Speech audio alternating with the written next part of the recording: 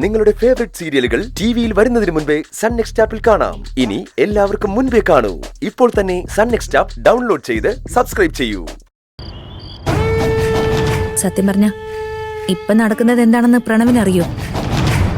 പ്രണവിന്റെ പെറ്റമ്മയെ അനാഥനായ ഗൗതവും അയാളുടെ ഭാര്യയും ചേർന്ന് ഹൈജാക്ക് ചെയ്ത് കസ്റ്റഡിയിൽ വെച്ചിരിക്കുക. ഈ ആശുപത്രിയിൽ കൊണ്ടുപോക്കും പരിചരണവും ഓവർ കെയറും ഒക്കെ അമ്മയുടെ സ്നേഹം മൂത്തിട്ടാണെന്നൊന്നും കരുതണ്ട. അമ്മയെ കൂടെ നിർത്തിയാൽ മാത്രമേ മുഴുവൻ സ്വത്തുക്കളും കൈയടക്കി വെച്ച് അനുഭവിക്കാൻ പറ്റൂന്ന് അവർക്ക് രണ്ടുപേർക്കും നന്നായിട്ടറിയാം. പാർവതി ആന്റി ഒരു പാവ. ആരെങ്കിലും സ്നേഹം അഭിനയിച്ച് കാണിച്ച അത് അഭിനയാണെന്ന് മനസ്സിലാക്കാനുള്ള കഴിവൊന്നും ആന്റിക്കില്ല. പ്രണവിന് എനിക്കുള്ള ഏറ്റവും വലിയ കുറവ് അത് തന്നെയാ. തുറന്ന പുസ്തകം നമ്മള് ഉള്ളിലൊന്ന് വെച്ചിട്ട് പുറത്ത് മറ്റൊന്ന് കാണിച്ച് ആരെയും സോപ്പിട്ട് കൂടി നിർത്താൻ നമുക്കറിയില്ല.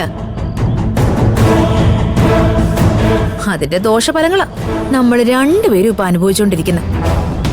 ആർക്കും പ്രത്യേകിച്ച് ഒരു കൂറും നമ്മളടുത്ത് കാണില്ല. പഠിച്ച കള്ളിയാ നിധി.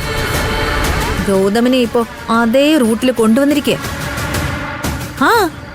അവക്കറിയാം അമ്മയെ കൂടെ നിർത്തിയാൽ മാത്രമേ അർഹിക്കുന്ന അവകാശങ്ങൾ പോലും തരാതെ പ്രണവിനെ ഈ വീട്ടിൽ നിന്ന് അടിച്ചിറക്കാൻ പറ്റൂന്ന്.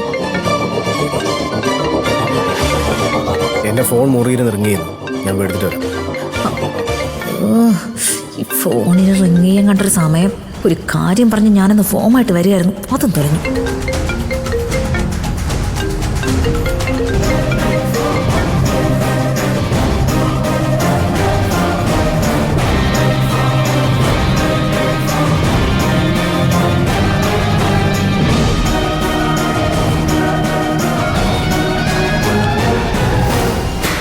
ശിവാനി, പ്രണവ് ഇവിടുന്ന് മുറിയിലേക്ക് ദേഷ്യപ്പെട്ട് പോകുന്നുണ്ടല്ലോ, എന്തുപറ്റി?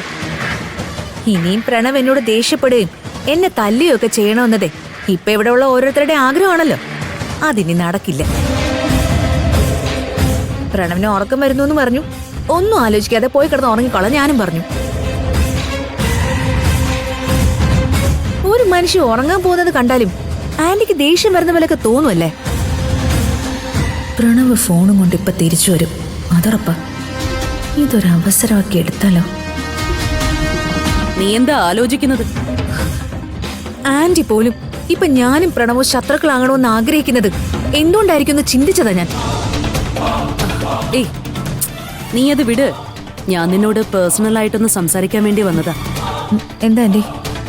അല്ല, ഈയിടെയായിട്ട് പ്രണവിന്റെ പെരുമാറ്റത്തില് എനിക്ക് നല്ല സംശയം തോന്നുന്നുണ്ട്. ഓരോ സമയത്തും ഓരോ തരത്തിലാവും പെരുമാറുന്നത്.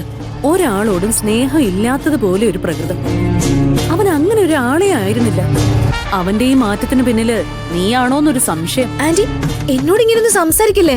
അതെനിക്ക് സഹിക്കാനാവൂല. പ്ലീസ് ആന്റി, എന്നെ വിട്ടേക്ക്. ഞാൻ എന്റെ പാട് നോക്കി എവിടെയെങ്കിലും പോയി ജീവിച്ചോളാം. ഇനി ഒന്നിനും കൂട്ടണ്ട.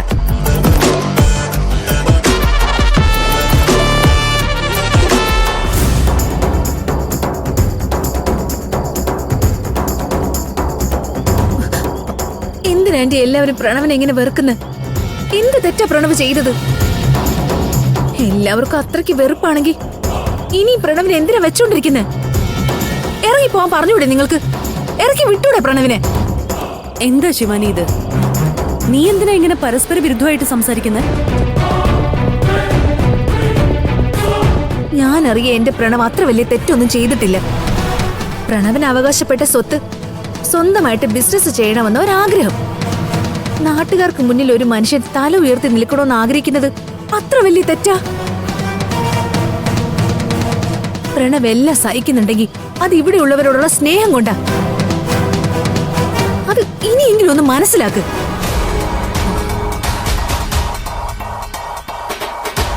പക്ഷെ ഇവിടെ നടക്കുന്ന എന്താ?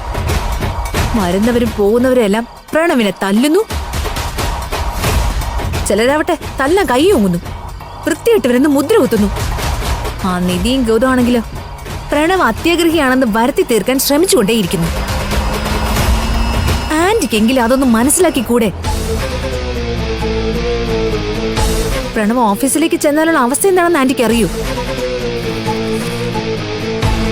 ഗൗതം ഗൗതം അത് മുഴുവൻ കൈയടക്കി വെച്ചിരിക്കുക. സ്റ്റാഫുകൾ മുഴുവനും ഈ ഗൗതമിന്റെ ആൾക്കാര്.